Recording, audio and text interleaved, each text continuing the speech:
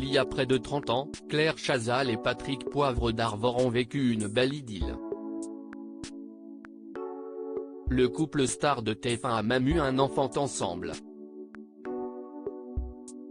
En effet, l'ancienne présentatrice du journal télévisé désormais aux commandes du Grand Échiquier sur France 2 a donné naissance à François le 29 avril 1995.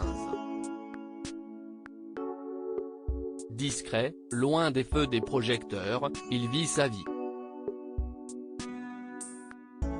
Mais, de temps à autre, ses parents se laissent aller à quelques confidences intimes.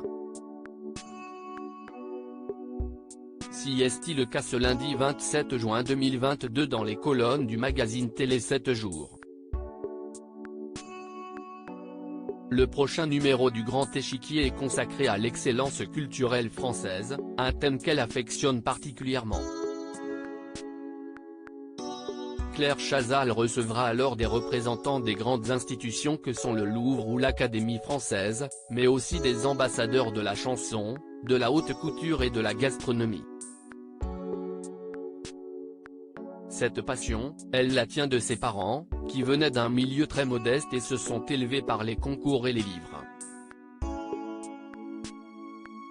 Une culture qu'elle a pris plaisir à transmettre à son tour à son fils, son père aussi d'ailleurs. François a pris goût à la culture avec les années.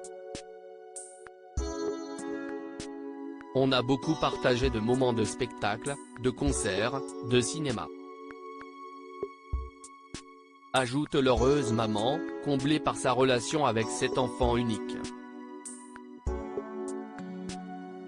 Ce sont là de rares confidences sur François de la part de Claire Chazal. Auprès de Gala, elle avait déjà déclaré tout son amour à sa progéniture. Un sens à la vie. Il est la raison d'être, la raison de vivre. Pour moi avoir un enfant était une nécessité. Ça s'est imposé. Il est mon socle, avait-elle déclaré. Aujourd'hui, mère et fils continuent de partager de superbes moments. Il faut dire qu'ils ont un temps été séparés. En effet, elle était restée à Paris tandis que lui avait quitté la France, fuyant ainsi cette vie médiatique qu'il n'a pas choisie et dont il ne veut pas. Il n'a pas eu un rapport très facile avec la notoriété, avait confié la journaliste à Paris Match en 2019. Depuis, François est rentré à la maison.